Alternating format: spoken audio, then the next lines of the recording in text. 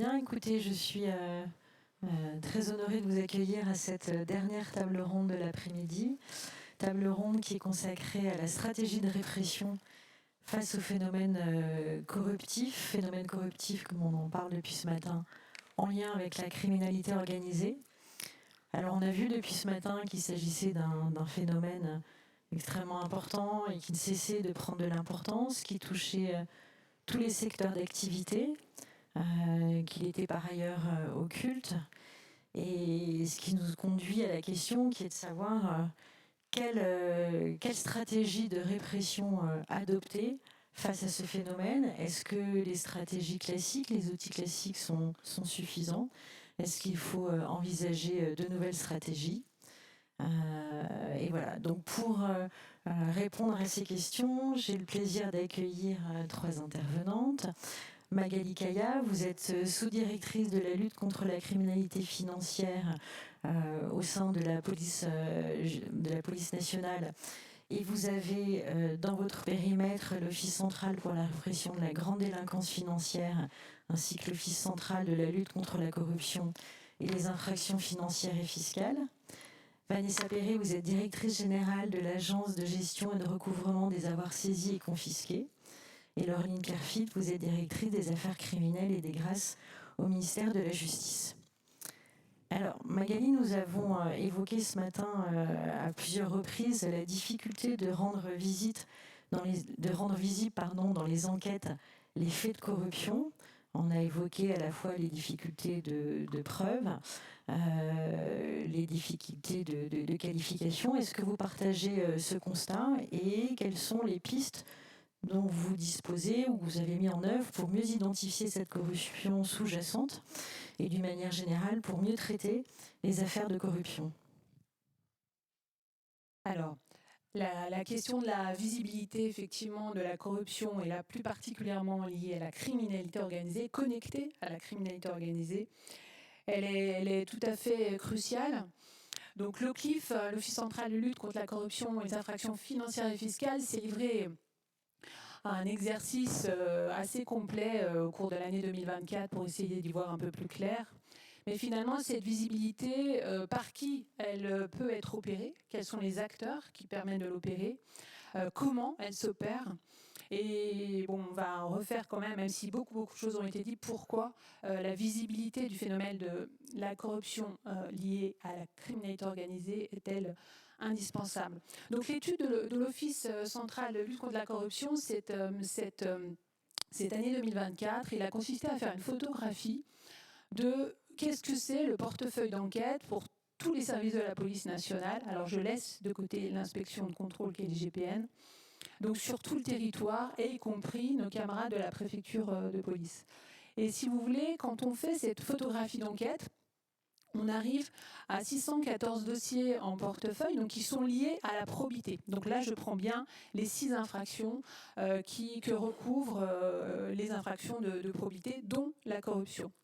Sur ces 614 dossiers, nous avons 530 dossiers traités par ce qu'on appelle les services territoriaux. Et là, en tant qu'ancienne provinciale, je vais dire que la préfecture de police, pour une partie de son portefeuille, est un service territorial, y compris. Ça me paraît important de dire que la corruption est en territoire et la corruption liée à la criminalité organisée aussi. Et 84 dossiers traités par l'Office central de lutte contre la corruption, donc liés aux infractions de probité. Un peu plus dans le détail, on a demandé vraiment aux collègues qui avaient ces dossiers en portefeuille, donc là on est sur quelque chose d'assez typologique, on a un dispatching qui se fait entre 549 dossiers qui sont des atteintes à la probité d'agents publics ou d'élus. On a 28 dossiers qui sont des dossiers de corruption, donc corruption concernant des agents privés. Et puis il y a 37 dossiers, et ils sont pour le coup tous à l'OCLIF, qui sont des dossiers de corruption d'agents publics étrangers, dit corruption internationale. On est évidemment, puisque la thématique c'est corruption et criminalité organisée, on a demandé quand même qu'un effort soit fait de cibler dans l'ensemble de cette photographie les dossiers donc, de corruption, donc pour des infractions de probité qui sont connectés à de la criminalité organisée. On arrive dans cette photographie, finalement, à établir que ce type d'affaires ne représente, fin juin 2024, que 30 dossiers, dont la moitié... Alors, je laisse de côté, j'insiste, les dossiers de l'inspection générale, mais 30 dossiers connectés à la criminalité organisée en dossier de corruption dans le portefeuille. Et en fait, on s'aperçoit que l'écrasante majorité de ces dossiers sont le fait d'incidentes qui ont été déclenchés à l'occasion d'enquêtes. Alors, j'ouvre un peu pour qu'on soit complet en disant, mais finalement, dans ces dossiers, par exemple, on ne va pas trouver des dossiers de dockers du port du Havre. Donc, statistiquement, ces dossiers du docker du port du Havre ne sont pas dans les dossiers que je viens de vous citer. Pourquoi ? Parce qu'ils sont traités en complicité de blanchiment. Je prends de même un exemple. Je ne trouverai pas un dossier, par exemple, de la texture du maire de Canteleu.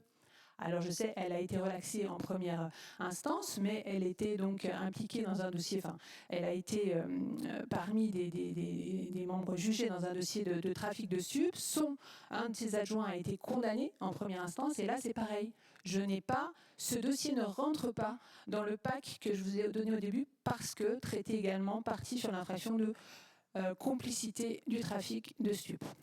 Donc c'est, je pense, important le fait de donner cet exemple, parce qu'on voit le gap qui existe finalement entre ce travail fait qu'on a fait de répertoring de qu'est-ce que c'est l'enquête sur la probité actuellement, et le phénomène de corruption, et particulièrement celui qui conduit les travaux d'aujourd'hui.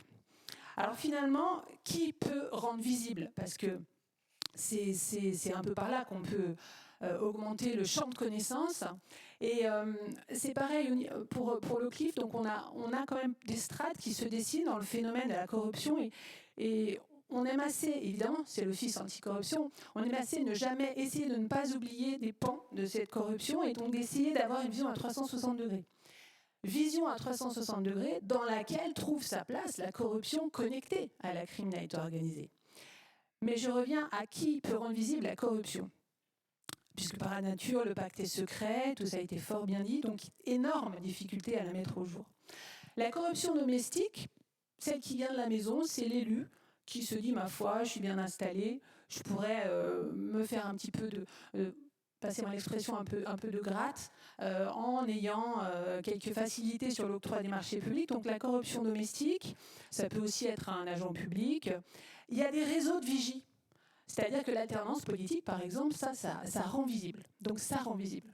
Cette corruption-là, on voit également par les lanceurs d'alerte, par les chambres régionales des comptes, par tout le circuit, notamment légal, on la rend visible.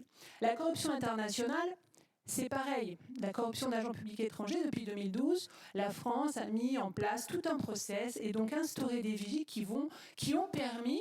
Mais je trouve que ce n'est pas inintéressant de faire un peu cette comparaison, parce qu'on voit comment des dispositifs législatifs, même internationaux, qui ont diffusé dans nos droits, ils ont cranté, ils ont optimisé la mise au jour des phénomènes corruptifs. Mais pour la corruption liée à la criminalité organisée, alors là on a un problème, parce que actuellement, en l'état, ce sont les services de police judiciaire spécialisés ainsi que les magistrats spécialisés qui, finalement, alors parfois également des informateurs, qui concourent à la mise au jour du phénomène. Mais pour le reste, il y a eu des pistes qui ont été données aujourd'hui. Et avec l'Agence française anticorruption, c'est vraiment les canaux qui sont actuellement travaillés. Donc les vigies pour rendre visible. Pourquoi rendre visible ? Parce qu'on ne lutte jamais mieux que contre un ennemi qu'on a identifié. Si la menace reste de perception diffuse, alors la riposte n'est pas construite. Je pense qu'on peut dire qu'on en est quand même encore là. Je crois qu'il faut avoir cette humilité collective par rapport à notre posture actuelle. Le pouvoir d'achat de la criminalité organisée, il augmente très manifestement. Tous les pouvoirs d'achat n'augmentent pas actuellement, mais celui de la criminalité organisée. Et sur l'état de la menace qui a été fait par Christian de Rocchini, c'était extrêmement clair. Quand on voit la cocaïne et tout ce qui l'augmentation exponentielle du produit, ça veut dire augmentation exponentielle du chiffre d'affaires, et ça veut dire augmentation exponentielle du chiffre d'achat. Or, la corruption, c'est un golden blanchiment. C'est-à-dire que quand j'achète un acteur qui va pouvoir faire ce que moi je ne peux pas faire, eh bien je développe d'autant ma sphère d'influence, je permets d'autant à mon chiffre d'affaires de se développer sans contrainte. Donc blanchiment, ça a été dit aussi. Hein. Bien sûr que la lutte contre le blanchiment, c'est aussi la lutte contre la corruption. Donc voilà, pourquoi rendre visible? Pour dégager de véritables stratégies. Alors, le changement, la deuxième, on avait convenu de scinder, mais je vais passer directement donc, sur la deuxième partie. Comment faire mieux? Bon, il faut changer de posture. C'est vraiment ce qu'on partage aussi au sein de l'Office anticorruption quand on fait des travaux de synthèse. On voit, et surtout par exemple quand on sort d'une grosse séquence de garde à vue sur un dossier de corruption, on partage avec les enquêteurs, avec les chefs de section, et là souvent qu'est-ce qu'on se dit? On débriefe en fait, et on se dit ça serait quand même bien de débriefer avec l'administration qui a été victime, avec l'administration qui a hébergé cet agent qui a été corrompu. Il faut un changement de posture, passer d'une réaction que nous avons peut-être un peu tous à une posture de proaction. Ce que disait également Christian de Recony, c'est ballot, bon là ça... Voilà. Mais les travaux, encore une fois, vraiment, qui ont été ciblés aujourd'hui, participent, je pense, vraiment grandement de ce changement de posture, je dirais, de notre retournement face à l'ennemi. Alors, je voudrais avoir aussi la petite... là, il n'y aura pas débat parce qu'on ne va pas voter à la fin, mais pour l'Office central de lutte contre la corruption, c'est vrai que cette idée de corruption de basse intensité, je regarde avec amitié Thomas de Ricolfis, on a souvent des débats, mon prédécesseur, on voudrait un peu lui tordre le cou, parce qu'elle a eu ce mérite, effectivement, vraiment, de faire percoler le phénomène, sauf que elle regarde la conséquence et ne regarde pas la cause. Or, le problème est moins tellement l'agent qui est corrompu que celui qui regarde extérieur l'institution pour mieux pouvoir l'attaquer. Et c'est vraiment ça, le changement de posture. Il ne s'agit pas que de voir les agents corrompus, mais surtout de dire, voilà, l'ennemi, il est là, il nous regarde, il essaye de voir l'interstice par lequel il va pouvoir acquérir, acheter, pouvoir d'achat, du pouvoir supplémentaire, de la sphère d'influence supplémentaire. Et donc, si on regarde plus en face, alors je pense, enfin nous pensons que peut-être on serait plus efficace. Voilà, parce que c'est ça que je veux essayer de faire passer comme message. Cette corruption, elle vient de l'extérieur, donc elle n'est plus à l'initiative de l'acteur de la maison, mais bien à l'initiative d'un système ou d'un micro-système. Je prends, il y a des réseaux de narcos hein, sur les territoires. Bon. Et mettre en place ces process, mettre en place ce changement de posture, comme le disaient nos camarades des douanes, c'est aussi protéger nos agents, mais c'est aussi, je crois qu'on peut le dire dans ces termes, protéger le pays, puisque on est vraiment sur ce portage-là. Alors, ceci est compliqué au début de l'enquête, puisque ça a été dit, c'est le pacte de confidentialité, mais, et là ça a été dit également, la culture du rétex paraît particulièrement salvatrice dans notre démarche, parce que finalement on s'aperçoit qu'après un traitement judiciaire d'un dossier de corruption, c'est assez rare qu'on monte collectivement en compétences, puisqu'on ne partage pas l'intégralité et la finesse du schéma de corruption qui était à l'œuvre avant l'interpellation. Et ça, c'est une pratique vraiment à développer. Voilà pour moi. Merci, c'est vrai que le temps presse un petit peu. Juste je rebondis rapidement sur l'importance du rétex et également qui du coup fait écho avec les obligations que la loi Sapin 2 impose aux organismes. Et ce que nous attendons nous à la fin, c'est cette capacité lorsqu'il y a un dévoiement ou une infraction qui est omise au sein d'une organisation, que la structure soit capable ensuite d'identifier comment cette infraction a pu se commettre, pourquoi elle s'est commise et le cas échéant modifier les mécanismes de contrôle interne ou les codes d'éthique pour éviter sa réitération. Alors Vanessa Perret du côté de la Grèce, on a beaucoup évoqué ce matin la question de l'assèchement de la source en fait, en tout cas des profits de la corruption et de la criminalité organisée. Est-ce que vous pouvez rapidement, cette fois-ci, nous présenter les missions de l'Agrasc et nous dire un peu les évolutions? Je pense notamment à la loi récemment adoptée qui a permis de faciliter les saisies et confiscations pendant l'enquête. Oui, merci beaucoup. Très rapidement, alors peut-être sur les missions, mais j'avais un petit PowerPoint, mais je vois qu'il n'est pas très affiché, mais c'est pas grave, je vais me débrouiller sans. Sur les missions de l'Agrasc, donc l'agence de gestion des avoirs saisis et confisqués, je le dis pour ceux qui ne sont pas notamment dans la salle, peut-être magistrats ou enquêteurs ou douaniers.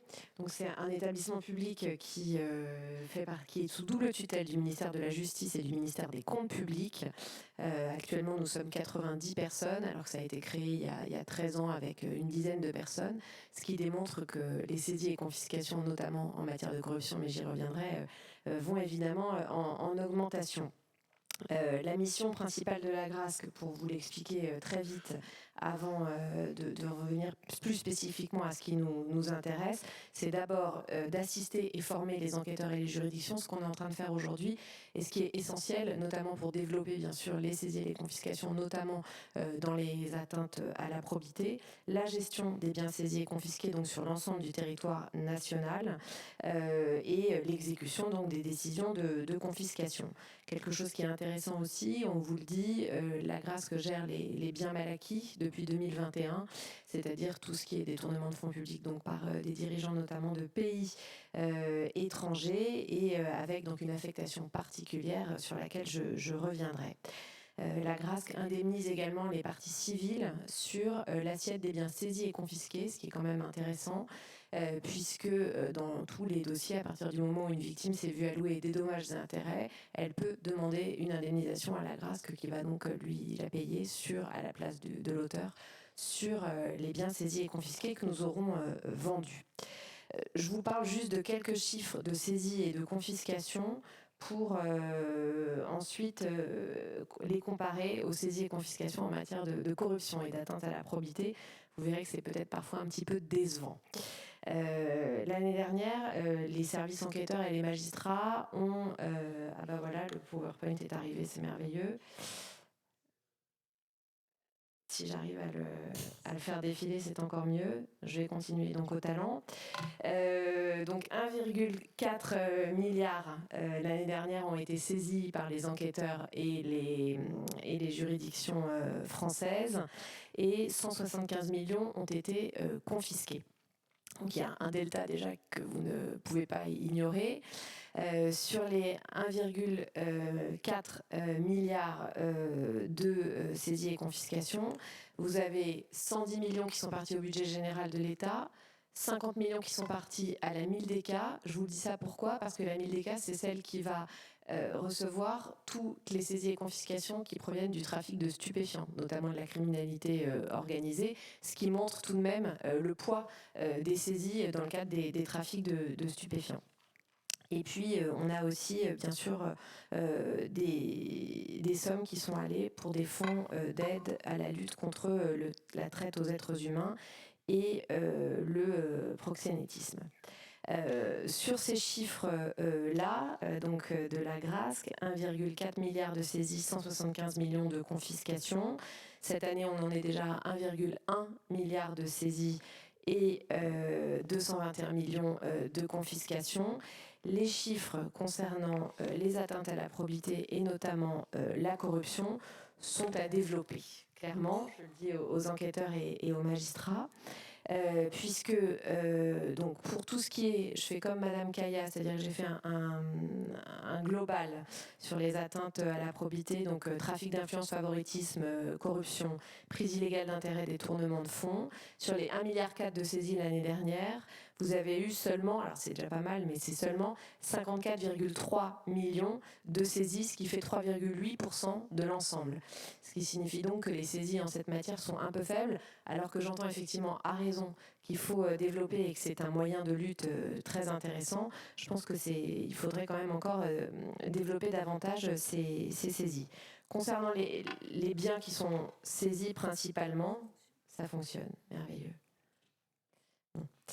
Les biens qui sont saisis principalement, c'est donc des biens immobiliers et principalement des créances. Concernant les confiscations, sur les confiscations de l'année dernière, donc sur les 175 millions, il y a eu une part des confiscations dans ces matières-là qui est de 31%. Donc c'est beaucoup plus que les 3,8 dont je vous parlais tout à l'heure. Ça veut dire quoi ? Ça veut dire que l'on saisit assez peu dans les dossiers de corruption, d'atteinte à la probité, de trafic d'influence, etc. Mais qu'en revanche, quand c'est saisi, on confisque quand même pas mal, puisqu'il y a un tiers quasiment qui a été saisi, ce qui peut être du coup intéressant. Je pense que c'est quelque chose qu'on peut améliorer encore quand on a la possibilité de le faire. Peut-être que ces dossiers-là ne sont pas l'occasion de le faire. En général, il y a quand même d'autres infractions qui sont aussi qualifiées. Néanmoins, je pense que voilà, c'est quelque chose qui a amélioré. Peut-être pour améliorer quelques outils, parce que c'est une question qui a été posée lors de la dernière table ronde, de savoir quels sont les leviers qu'on peut avoir.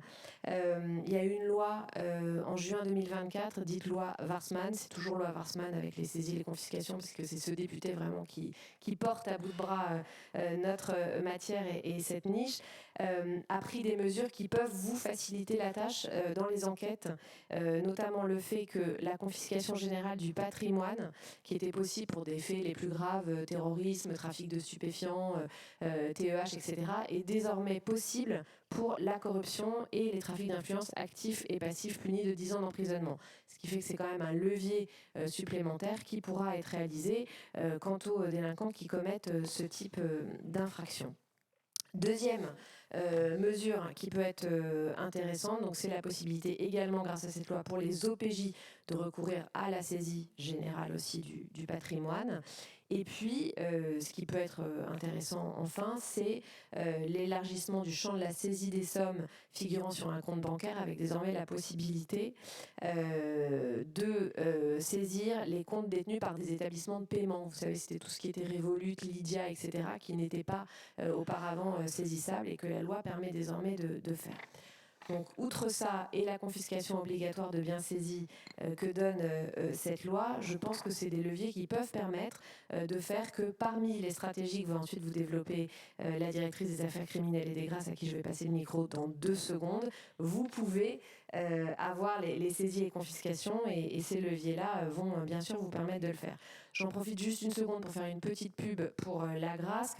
On fait de l'assistance, on fait de la formation. N'hésitez pas à nous appeler. On a un site internet extrêmement bien fait et avec un espace professionnel où il y a des trams et des foires aux questions. Donc n'hésitez pas à nous contacter. Si on veut augmenter les saisies et confiscations, notamment dans cette matière-là, on est là bien sûr pour vous aider. Alors peut-être moi j'ajoute un point, vous saisissez également les cryptoactifs, ça c'est très important. Surtout dans le domaine de la criminalité organisée. Une toute petite chose qu'on a évoquée, en tout cas j'ai entendu dans la matinée la possibilité de faire peut-être dans certains pays un gel d'avoir en attendant les saisies et confiscations. Est-ce que c'est quelque chose que vous réclamez, que vous pourriez faire ou c'est pas d'actualité ? Alors, sur la première question sur les cryptoactifs, oui, c'est la GRASC qui a le management centralisé justement des saisies des cryptoactifs. 98 millions d'euros de cryptoactifs saisis à date. Ça, c'est la valeur au moment de la saisie. Donc pour certains cryptoactifs, c'est évidemment beaucoup plus. On a eu une restitution un petit peu difficile il n'y a pas longtemps où on avait 180 000 euros saisis en bitcoin qui ont beaucoup augmenté. Donc la restitution était bien supplémentaire. Et concernant le gel des avoirs à l'étranger, oui, bien sûr, on s'y engage. On essaie de coopérer au maximum avec nos différents partenaires. Là encore, à la grâce qu'on a un département international, n'hésitez pas à nous faire passer tout ce qui est requête, questionnement, demande d'entraide pour aller saisir des avoirs à l'étranger une fois qu'ils sont identifiés par la PIAC. On est vraiment évidemment une aide et on pousse ça de plus en plus en donnant bien sûr les outils utiles et en vous aidant à rédiger les demandes d'entraide et notamment les certificats de gel. Très bien, merci beaucoup. Donc la dernière question pour la direction pour la DSCG, pardon.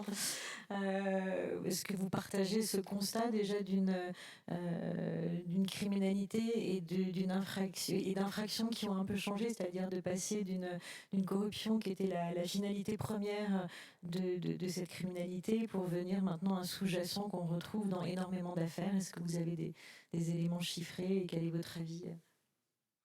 Oui, merci. Alors peut-être en préambule, je pense que je suis la dernière à intervenir, donc il y aura peut-être quelques redites, mais c'est pour ça que je vais aller assez vite dans mes propos. Merci d'avoir organisé ce colloque qui lie corruption et criminalité organisée. C'est un enjeu d'actualité, non seulement parce que beaucoup de monde en parle un peu partout et qu'il y a une PPL qui va être débattue, mais c'est surtout malheureusement parce que ça correspond à une réalité des dossiers que les uns et les autres ont à traiter.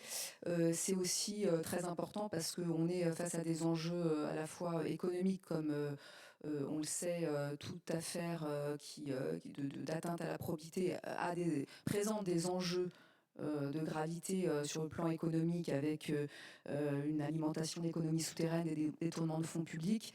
Mais c'est surtout là un enjeu démocratique majeur, on n'a pas peur des mots, compte tenu de la capacité des organisations criminelles à déstabiliser les institutions publiques et donc finalement à entraîner des désorganisations en chaîne et surtout une incapacité de l'État à faire face aux activités de la délinquance. Donc c'est vraiment un enjeu fort. Au niveau des statistiques, très rapidement, parce que c'est plus l'heure, mais le ministère de la Justice peut vous donner ces éléments-là intéressants s'agissant de la corruption et du trafic d'influence en général, sans distinction des liens avec la criminalité organisée, parce que, vous le savez, pour les magistrats, le code natin sont compliqués. Et puis surtout, il y a aussi une part d'actes qui ne sont pas répertoriés en tant que tels. Ça a été dit aujourd'hui, puisque les actes de corruption dans le cadre de la criminalité organisée s'appréhendent sous des qualifications autres. Ça a été dit, notamment de la complicité de trafic de stupéfiants. En tout état de cause, s'agissant de ces infractions-là, on a un taux de réponse pénale de 98 à 100%, un taux de poursuite particulièrement élevé par rapport au taux de poursuite général entre 90 et 96%, c'était les chiffres de 2023. Et entre 2014 et 2023, il y a eu 612 personnes physiques condamnées pour corruption d'agents publics ou trafic d'influence, avec un taux d'emprisonnement ferme de 30%, ce qui correspond à un taux 2 fois plus élevé que le taux d'emprisonnement ferme des atteintes à la probité en général. Donc ça veut dire que, on n'est pas dans un contentieux de masse, vous l'aurez remarqué, 612 personnes physiques entre 2014 et 2023, en tout cas détectées et qui va à son terme.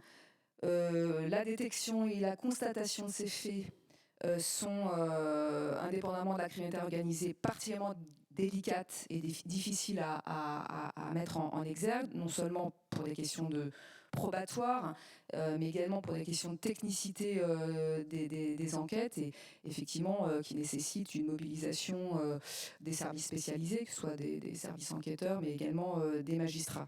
Et puis, un autre constat face à ces chiffres, c'est que la chaîne pénale, elle est tout de suite mobilisée depuis le début jusqu'à la fin, puisqu'on a un taux de saisine des juges d'instruction qui est très important, une saisine des tribunaux correctionnels qui est systématique, et avec un taux d'appel particulièrement élevé, plus important que le taux d'appel général. Donc on voit bien que ce sont des faits qui ne sont pas massifs dans leur nombre, en volumétrie, mais qui ont des répercussions en termes d'actes d'enquête et de procédures qui sont très importants et qui sont à la hauteur en fait des enjeux que l'on en attend.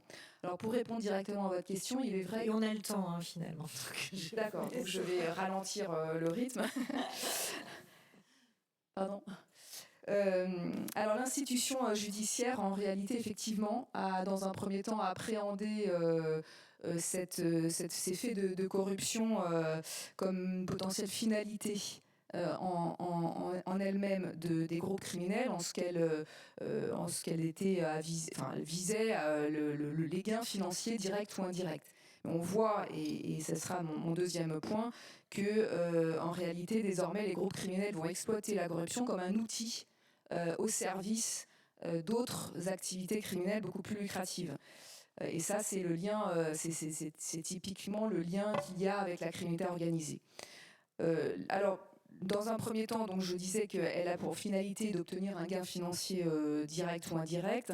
Et deux phénomènes de corruption peuvent alors être distingués dans leur association à la criminalité organisée. D'abord, le premier des phénomènes, c'est que ça établit un lien par des méthodes employées, donc entre corruption et criminalité organisée, ce sont les mêmes méthodes qui sont employées, avec un certain nombre de réseaux organisés de corruption qui se sont développés, notamment pour l'obtention d'autorisations ou de marchés publics.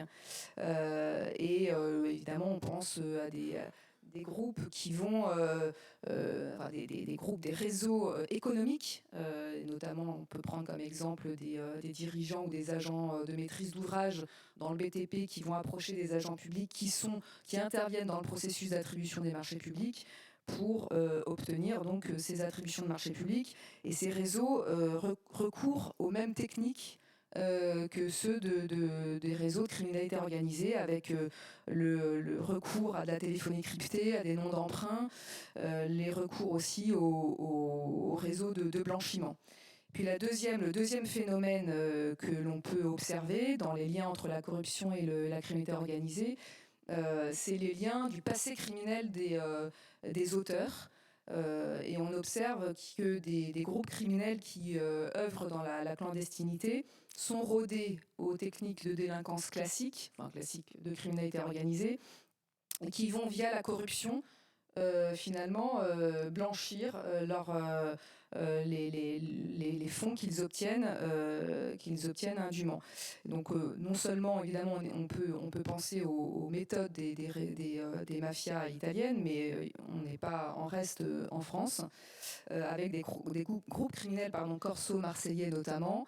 Et je pense notamment à un individu qui a été condamné pour braquage, proxénétisme et trafic de stupéfiants, et qui va mettre sur pied des opérations de corruption pour l'acquisition de terrains immobiliers, par exemple en Corse. Donc ça, ce sont des liens, on voit bien dans les méthodologies entre la corruption et la criminalité organisée. Alors, on a un dispositif répressif d'emblée, depuis le nouveau code pénal qui est assez développé, qui embrassait déjà l'ensemble des situations de corruption indépendamment de leur contexte, avec 3 options qui ont été faites, 3 choix qui ont été réalisés. D'abord, ouvrir largement les éléments matériels constitutifs de la corruption, en n'exigeant pas la démonstration d'un pacte de corruption.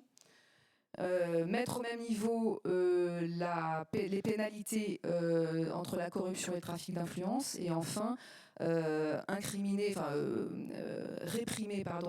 ces infractions de la peine d'emprisonnement la plus haute en matière délictuelle, qui est de 10 ans d'emprisonnement. Ça explique d'ailleurs que la circonstance de la bande organisée, qui est intervenue assez tardivement dans notre arsenal répressif en 2019, et qui n'est pas recouru de façon très importante à cette circonstance aggravante. Et puis je précise, évidemment, vous le savez, que les techniques spéciales d'enquête, sur le plan procédural, sont possibles, à l'exception d'un certain nombre d'entre elles, mais j'y reviendrai, infiltration, sonorisation ou interception téléphonique. Alors, en réalité, on s'est aperçu, l'institution judiciaire, à travers les dossiers qu'elle a eu à traiter, s'est rendu compte que le recours à la corruption était devenu un outil, désormais, des réseaux criminels au service de leurs activités criminelles plus larges. Pourquoi ? Parce qu'il y a une sorte de banalisation du recours à la corruption, qui est devenu plus facile, sans doute plus accessible. On parle de corruption d'opportunité, qui est liée, dont les causes sont diverses. Elles sont liées d'abord peut-être à un affaissement de l'autorité de l'image de l'État et des valeurs de probité qu'il génère. On peut citer aussi dans ces causes une multiplication des outils qui permettent de dissimuler son identité via les réseaux sociaux, via le dark web. On peut citer également évidemment les difficultés économiques des agents qui sont la cible de cette corruption. Et enfin, évidemment, la puissance financière des groupes criminels qui agissent et qui facilitent le recours à la corruption. Alors, 4 situations pour illustrer cette évolution. D'abord, la corruption pour faciliter la logistique des réseaux. Je suppose que vous l'avez déjà vu aujourd'hui. La forte progression du trafic liée à l'augmentation de la production, notamment de cocaïne, a permis un développement de la corruption de manière protéiforme qui touche en fait toutes les structures, principalement dans le secteur du transport logistique, les aéroports, les ports, les transporteurs routiers bien sûr, mais prend d'autres formes. C'est développé notamment par la cannabiculture. Enfin, pour faciliter la cannabiculture, on arrive à compromettre des électriciens, des agents immobiliers. Pour le développement des drogues de synthèse, on compromet des professionnels de l'industrie chimique, puisqu'il faut acquérir des produits chimiques en accès restreint. Donc on voit que cette corruption, elle vise à faciliter donc la logistique des réseaux à travers une multitude de cibles qui sont très différentes. La corruption, elle est faite aussi pour assurer le silence des pouvoirs publics. On peut observer des financements, ça peut toucher des élus, des financements de campagne électorale, de recueil de votes. La corruption, elle est également utilisée en vue de détournement de fichiers. Je pense que ça a été largement abordé. On constate une augmentation de ces infractions avec la volonté évidemment de rechercher si telle ou telle personne ou tel véhicule est ciblé, telle personne est connue, telle adresse figure dans les fichiers. Ça permet d'obtenir un tas d'informations pour les groupes criminels. Et on peut citer l'affaire récente Horus, le nom de cet agent qui a vendu des fichiers de police contre rémunération à des groupes criminels. Mais bon, c'est un exemple parmi tant d'autres, malheureusement. Alors, la corruption, enfin, au service d'une stratégie judiciaire, puisque je crois qu'il faut véritablement avoir conscience que l'ensemble des structures de l'État sont des cibles. Et évidemment, n'y échappe pas l'institution judiciaire et l'ensemble, d'ailleurs, des acteurs de la justice. Ces groupes criminels mènent une véritable guerre contre le système judiciaire à travers différentes formes.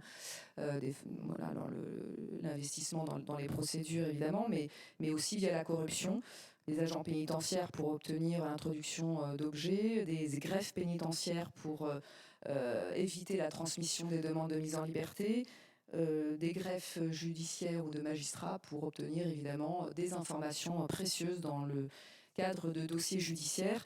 Et on constate effectivement une forte pression dans les dossiers de ces groupes criminels avec ces finalités corruptives. Quelques axes peut-être d'amélioration. Il y a d'abord la prévention, même si ça ne relève pas de ma direction, mais c'est vrai que les administrations doivent elles aussi mettre en place une meilleure cartographie des risques et le ministère de la Justice s'y emploie via le secrétariat général avec des actions de sensibilisation qui sont indispensables.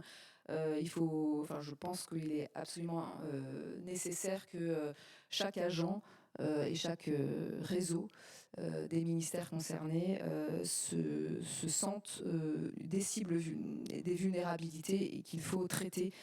Et puis bien sûr le corpus répressif, même si beaucoup de choses, je l'ai rapidement évoqué, figurent déjà dans le code pénal et dans le code de procédure pénale, il me semble que nous devons aller plus loin et doter les enquêteurs et les magistrats d'outils plus performants au service de la lutte contre la criminalité organisée. Ça peut passer par l'extension du régime dérogatoire de la criminalité organisée dans toutes ces outils pour lutter contre la corruption en bande organisée. Je pense notamment à la garde à vue de 96 heures qui, en l'état, n'est pas possible. Je pense également à l'extension de la bande organisée et de ces régimes dérogatoires à la corruption d'agents privés, puisqu'on voit que dans un certain nombre de secteurs sensibles, notamment les ports, un certain nombre d'agents privés sont des cibles privilégiées, et que les outils procéduraux à notre disposition n'intègrent pas complètement, en tout cas, ces agents-là. Voilà, donc ce sont des pistes d'amélioration sur lesquelles nous travaillons activement en ce moment. Merci beaucoup. On a également entendu au cours des débats de la journée la question peut-être de la modification du statut de rentière. Je ne fais qu'évoquer, je ne vous demande pas forcément d'exprimer un avis sur les sujets. Aussi, j'ai noté la formation de cours d'assises spéciales pour éviter la possibilité de faire pression sur les jurés. Alors moi, je voulais vous rappeler aussi un outil qu'on ne voit pas du tout utilisé, mais qui est pourtant un outil intéressant. Alors peut-être que sa mise en œuvre procédurale peut poser des difficultés, qui est la peine de programme de mise en conformité, qui peut être prononcé par le siège et qui a donc pour effet d'imposer à la personne morale, donc ce sont des peines qui se prononcent à l'égard des personnes morales, le respect d'un programme de conformité, c'est-à-dire la mise en œuvre des mesures de prévention et de détection de la corruption qui sont prescrites par la loi Sapin à l'égard des acteurs économiques, et tout ça sous contrôle de l'AFA pendant une durée qui peut aller jusqu'à 5 ans. Donc c'est vrai que c'est une mesure qui, alors à ma connaissance, je crois, n'a pas été prononcée, mais qui peut être un moyen de sécuriser et de réfléchir aussi sur l'organisation qui est mise en œuvre dans la structure pour éviter la réitération de ces faits. Alors peut-être qu'on peut passer aux questions puisque nous avons encore un petit peu de temps. Est-ce qu'il y a des questions que vous souhaitez poser ? Je crois que vous pouvez utiliser votre micro si oui. Oui. Une question justement pour rebondir sur votre dernière observation, savoir si le seuil de déclenchement des mesures qui sont dictées par l'article 17 de la loi Sapin 2 pourrait évoluer et le cas échéant baisser aux entreprises de taille plus modeste, ou est-ce que c'est une vue de l'esprit parce que la corruption ne se passe que dans les très grandes entreprises ? C'est vrai que dans le cas de la loi Sapin 2, le choix du législateur avait été de viser des entreprises d'une certaine taille, considérant qu'elles avaient les moyens administratifs d'organiser ces dispositifs de prévention et de détection de la corruption. Pour autant, on se rend compte que pour certaines entités qui sont particulièrement exposées à un risque de corruption, il serait assez utile qu'elles mettent en œuvre ce dispositif. Alors rien ne leur interdit, et l'AFA a mené beaucoup d'actions de formation d'une manière générale à l'égard notamment des PME et a édité un guide pour les aider à mettre en œuvre ce dispositif, mais c'était à l'égard d'entités qui n'étaient pas forcément spécialement visées. C'est vrai qu'on réfléchit dans le cadre de rapports qui a été fait sur les infrastructures portuaires à pouvoir soumettre aux obligations de l'article 17 certaines entités particulièrement exposées parce qu'elles participent de la logistique et qui pourraient être à titre exceptionnel mais pérenne soumises à l'obligation et je pense particulièrement parce qu'elles opèrent sur les grands ports. Merci à vous. Je pensais notamment aux sous-traitants des grandes entreprises. Alors, si j'ai le temps de répondre, les sous-traitants des grandes entreprises sont également visés à travers l'obligation qui est faite à ces grandes entreprises d'évaluer leurs tiers. Et généralement, cette obligation d'évaluer leurs tiers se traduise par un certain nombre de dispositions comme des obligations contractuelles de suivre les codes de conduite de cette grande entreprise et de fait, elles se retrouvent soumises à des audits de conformité parfois. Donc, est-ce qu'elles ont vraiment besoin pour autant d'avoir une obligation pour s'y soumettre? Il faut vraiment faire une étude d'impact puisque le coût administratif de cette conformité est extrêmement lourd. Donc, il faudrait vraiment des mesures très proportionnées et là encore, elles peuvent s'y soumettre volontairement.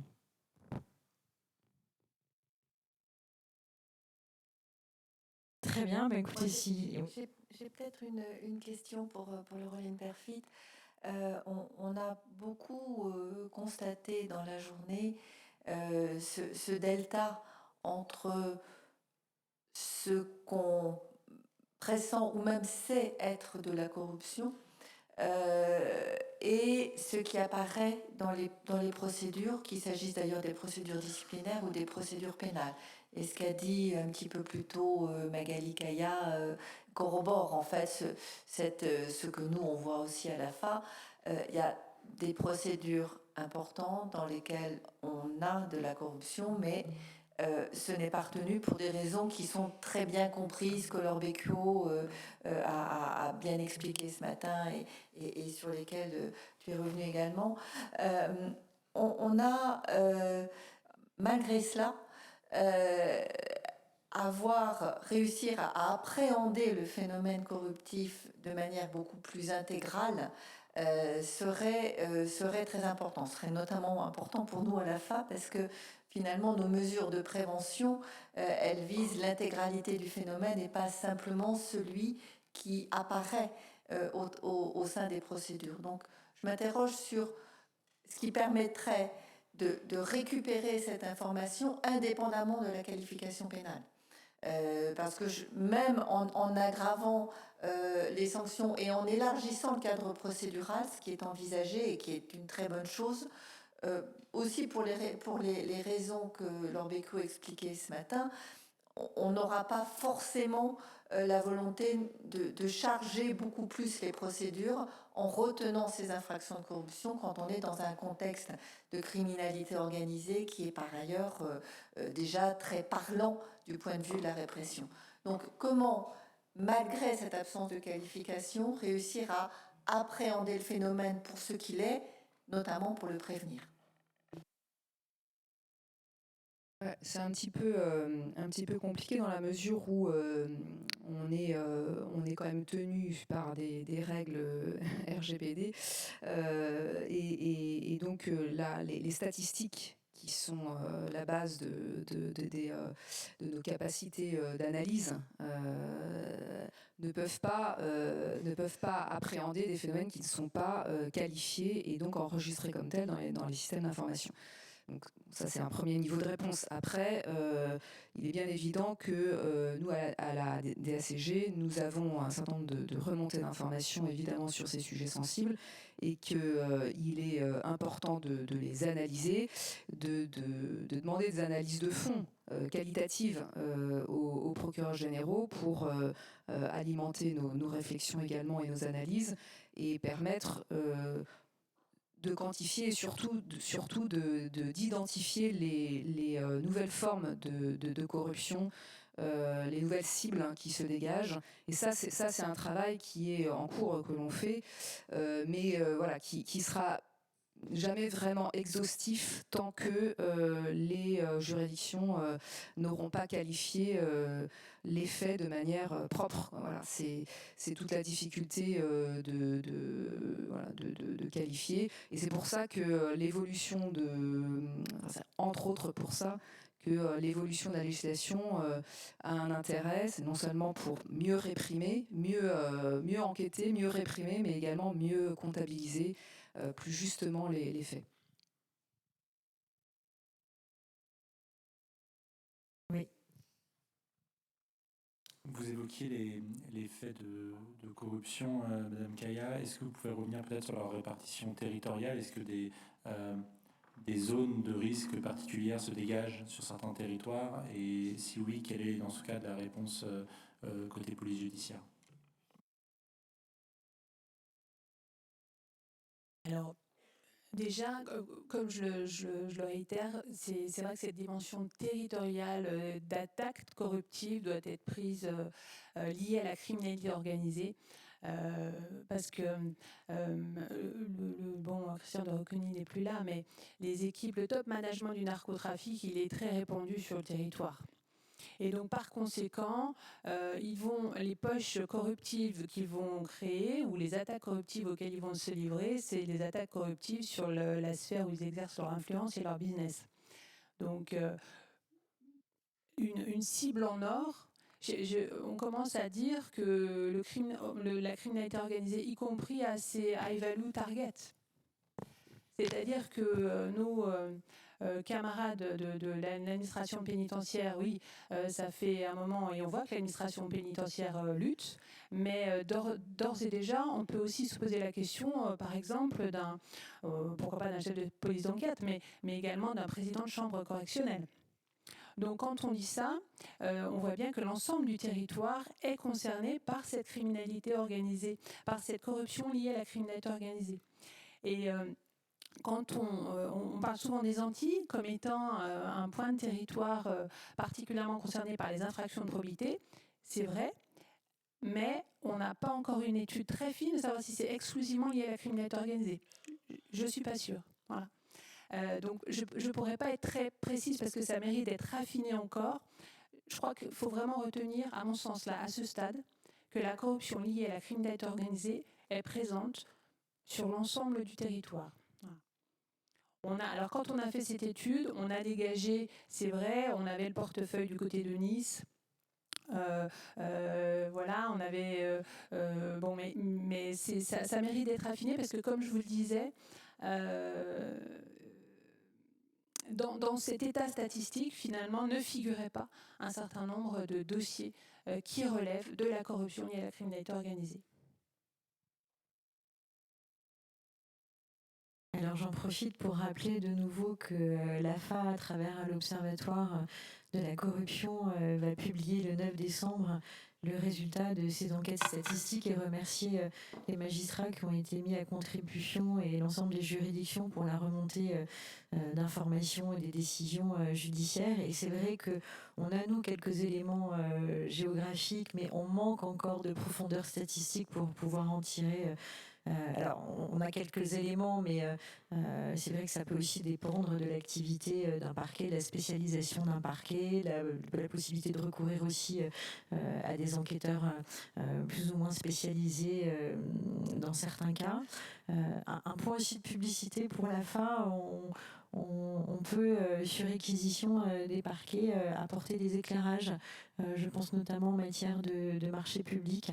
Donc on peut aussi être requis pour aider aussi, puisqu'un des éléments, c'est aussi la complexité. On a évoqué les difficultés de preuve. Et on est déjà d'ailleurs requis par un certain nombre de collègues. De la même manière que nous sommes aussi amenés parfois dans des dossiers de corruption qui sont issus d'articles 40 qui ont été faits à l'occasion de nos contrôles à venir présenter à la Cour les résultats du contrôle.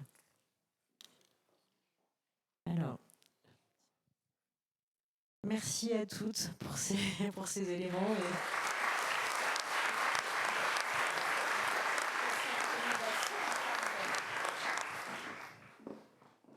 Merci beaucoup. Nous sommes très, très heureux d'accueillir pour clôturer ce colloque. L'AFA a eu la chance d'avoir aujourd'hui ces deux ministres de tutelle. Nous avons eu une ouverture par le garde des Sceaux et le ministre du Budget des Comptes Publics nous fait l'honneur de clôturer ce colloque. Donc, Monsieur le ministre, merci d'être là et je vous cède tout de suite la parole après ces travaux qui ont été riches et je pense riches d'enseignements pour la suite de notre action.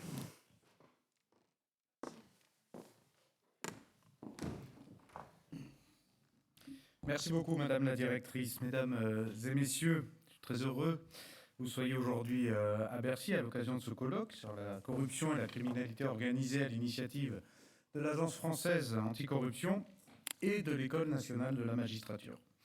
Alors, en raison de leur complexité même, nous savons que ce sont des enjeux qui exigent des efforts concertés entre toutes les administrations, tous les services compétents. Je suis heureux que le garde des Sceaux ait pu aussi introduire ce colloque ce matin. En ce qui me concerne, je suis particulièrement fier que cette journée ait rassemblé aux côtés des services du ministère du Budget et des Comptes publics l'ensemble des acteurs impliqués dans la lutte contre la corruption et la criminalité organisée, l'autorité judiciaire, l'administration pénitentiaire, les services de police et de gendarmerie, mais aussi les ONG, la douane, bien sûr, la GRASC et bien sûr la FA. La France dispose en matière de prévention et de lutte contre la corruption d'un cadre institutionnel qui a déjà fait ses preuves.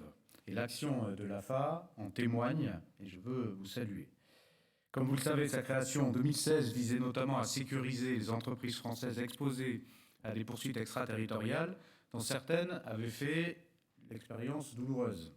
Et à cet égard, la loi Sapin II a là-dessus atteint ses objectifs.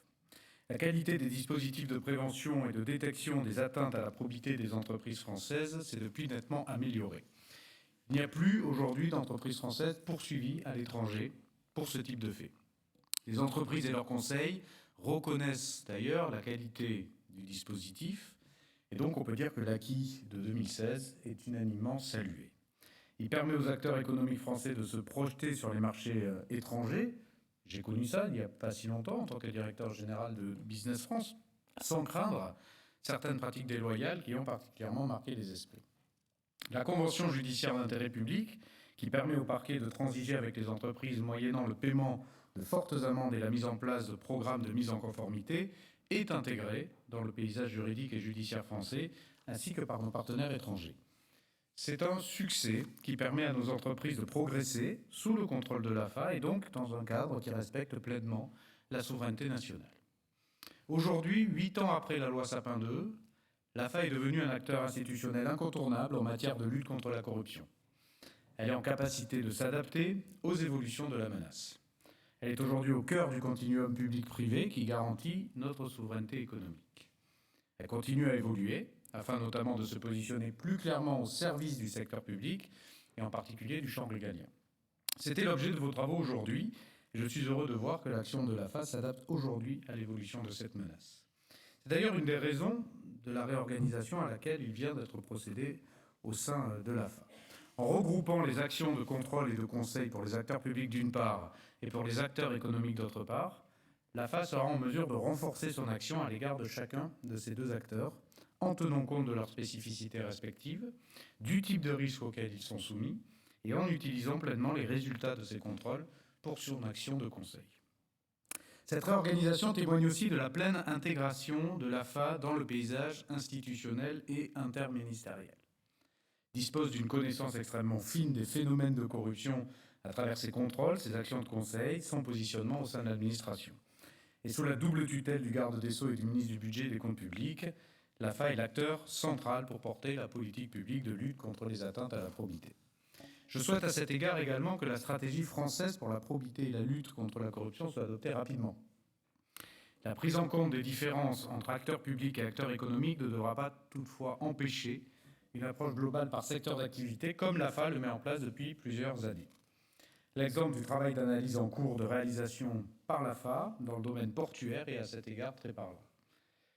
En effet, rien d'efficace ne peut se faire en matière de lutte contre les atteintes à la probité, et tout particulièrement dans les ports, sans une articulation très claire entre acteurs du secteur public et du secteur privé. Être en mesure d'intervenir à la fois pour prévenir et détecter la corruption dans le secteur public et dans le secteur économique est un gage de pertinence, mais aussi d'efficacité.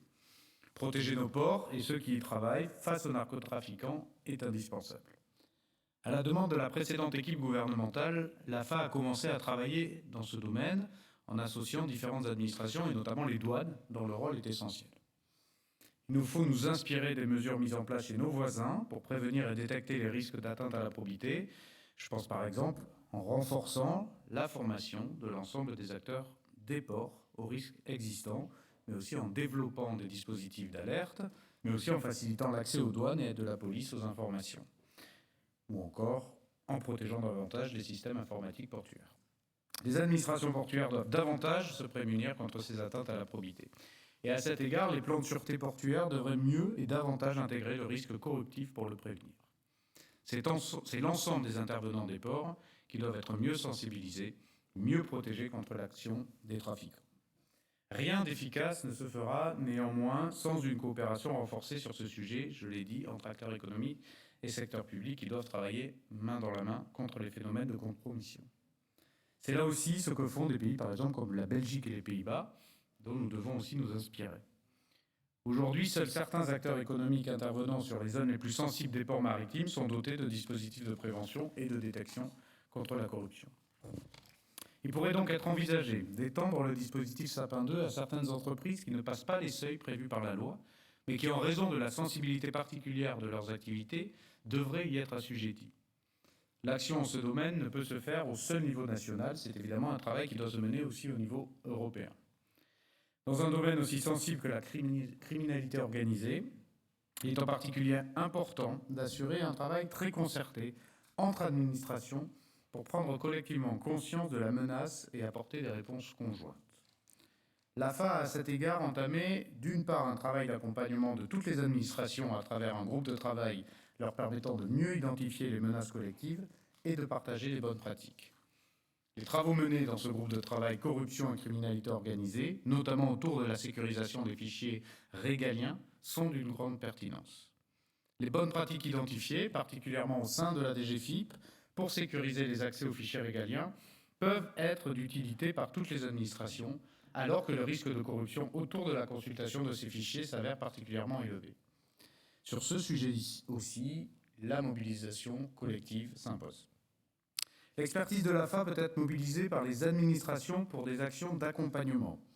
C'est notamment actuellement le cas de la douane que l'AFA appuie dans sa réflexion sur la mise en place d'une cartographie des risques et de mesures de formation. Cette démarche témoigne de notre volonté collective d'armer toutes les administrations et en particulier celles qui sont en première ligne dans la lutte contre la criminalité organisée, contre les pratiques corruptives des réseaux. Ces réflexions vous ont été exposées cet après-midi par la douane et vous avez pu constater à quel point ce sujet est pris au sérieux. Mesdames et messieurs, les pistes de travail que vous avez pu dégager arrivent alors que le gouvernement travaille avec détermination à un plan d'action visant à protéger notre pays contre les risques que génère la criminalité organisée. Comme vous le savez, le Parlement sera prochainement saisi d'un projet de loi visant à renforcer la lutte contre les narcotrafics. Les réflexions et les propositions que vous avez développées pendant cette journée de travail devront permettre d'enrichir nos travaux législatifs. Je ne peux donc que vous remercier de la qualité et de la richesse de vos travaux qui vont directement contribuer à nourrir une action et la rendre plus efficace et rendre finalement plus efficace l'ensemble de la lutte contre les narcotrafics et la criminalité organisée.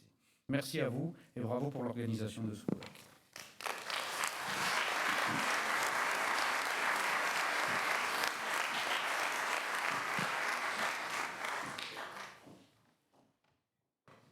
Merci beaucoup, Monsieur le Ministre. Merci.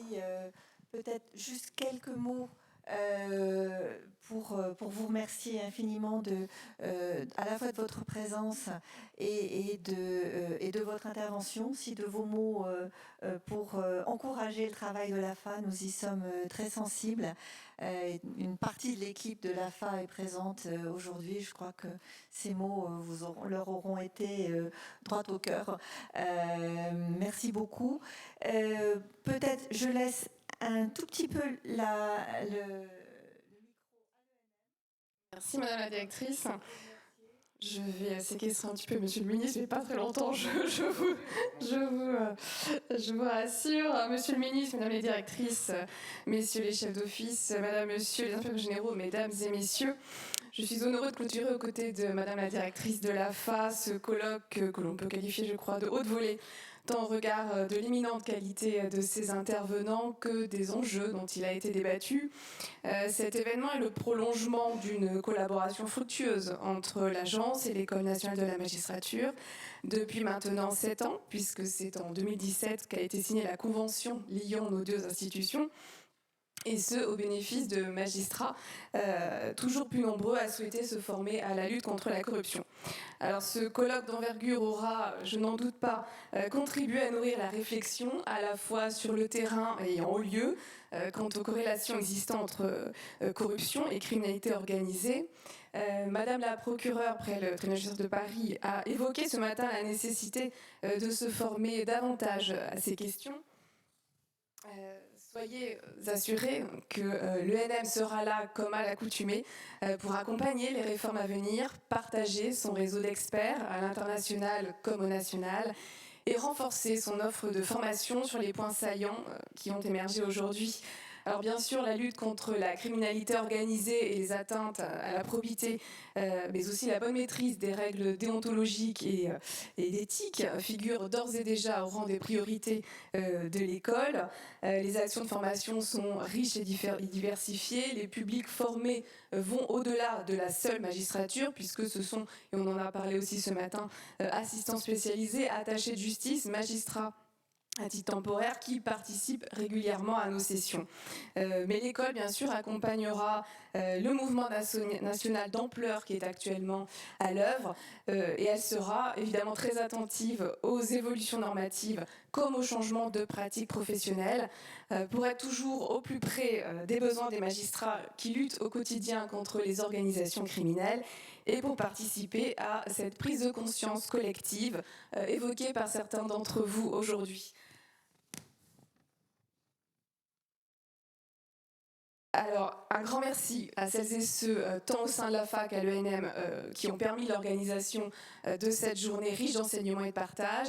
Merci également à nos intervenants qui ont accepté de partager avec vous leur expertise dans cette période chargée de l'année. Et enfin, merci à vous toutes et tous d'être venus aussi nombreux aujourd'hui pour vous former et figurer ainsi au nombre des acteurs de la lutte contre la corruption.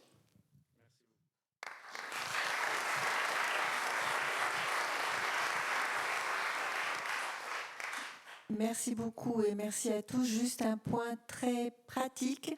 Les travaux de son colloque ont été captés. J'en profite pour remercier les équipes techniques et les interprètes qui sont partis depuis, mais qui nous ont quand même bien aidés. Et donc, vous pourrez retrouver tout ça en ligne dans quelques jours. Merci à tous et à bientôt. Merci beaucoup. Merci.